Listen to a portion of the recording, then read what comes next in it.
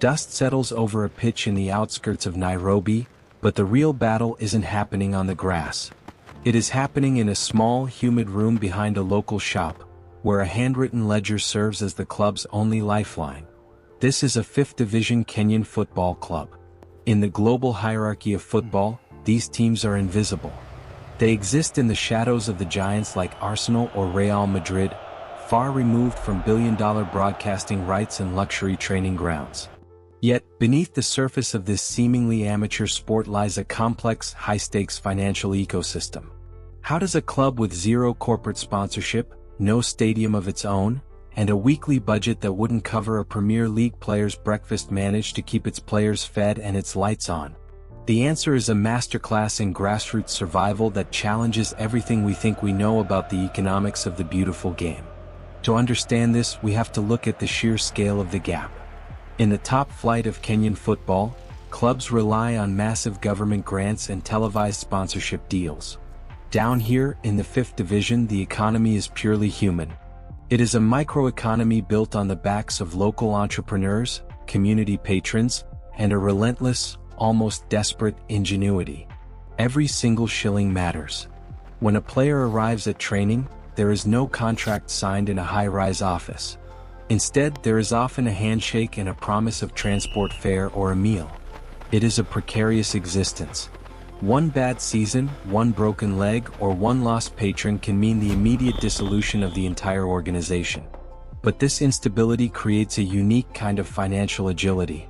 While elite clubs are weighed down by massive debt and bloated wage bills, these grassroots clubs operate with a lean, brutal efficiency. They don't have luxury, they have necessity. But even this efficiency has its limits. There is a shadow side to this survivalism. When money is this scarce, the pressure to win becomes more than just professional pride. It becomes a matter of solvency.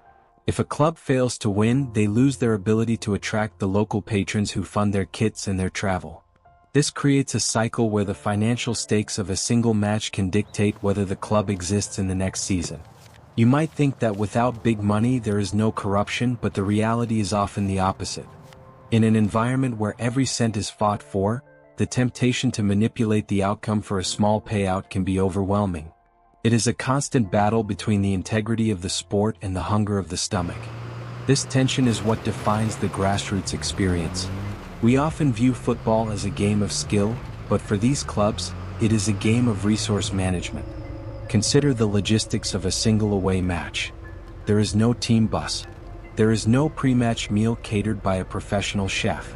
Instead, the club manager might spend hours negotiating the price of a minibus or pooling funds from players to cover the cost of water bottles. This isn't just a logistical hurdle, it is a financial tightrope walk.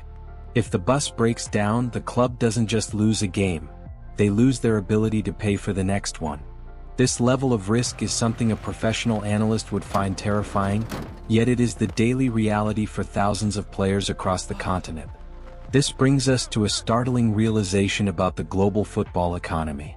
We focus on the astronomical transfer fees and the celebrity lifestyles, but the entire pyramid is built on these fractured, fragile foundations.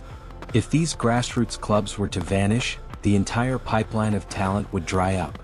The scouts from Europe and the big African academies aren't looking for polished stars. They are looking for the raw, unrefined talent that is forged in these high-pressure, low-resource environments. These players are essentially playing for their lives, often without knowing if they will have a club to play for next month. You have to wonder, if the financial foundation of the sport is this unstable at the base, how much longer can the structure above it remain standing? The movement of money in these leagues is often informal, bypassing the digital banking systems that govern the modern world. It is cash-based, person-to-person, and deeply rooted in social capital. A local businessman might provide funds not for tax breaks or brand exposure, but because the club represents the pride of his neighborhood. This social investment is the true currency of the 5th Division. It is a form of microphilanthropy that keeps the heart of the sport beating. However, this reliance on individuals makes the clubs incredibly vulnerable to personal tragedy or economic shifts in the local community. When a patron moves away or a local business closes, a club can collapse overnight.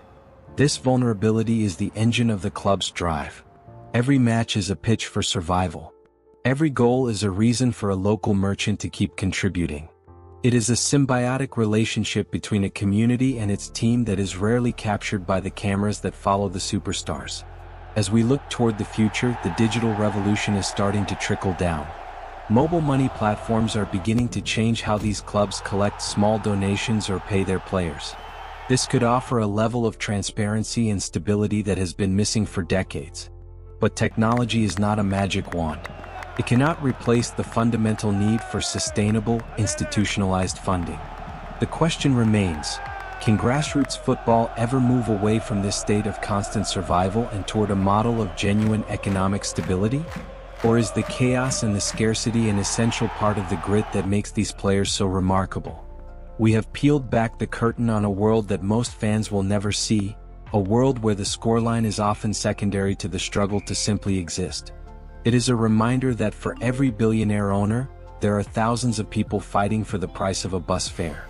This hidden economy is the soul of the sport, even if it is a soul that is constantly under pressure. As the game evolves, we must decide if we value the spectacle of the elite or the survival of the grassroots. If you found this look into the hidden side of football fascinating, I'd love to hear your thoughts. Do you think the professionalization of these lower leagues is necessary, or would it destroy the unique spirit of the community? Share your perspective in the comments below. If you found value in this deep dive, hitting the like button helps us continue these investigations. And if you want to see more stories uncovering the hidden mechanics of the world, make sure to subscribe.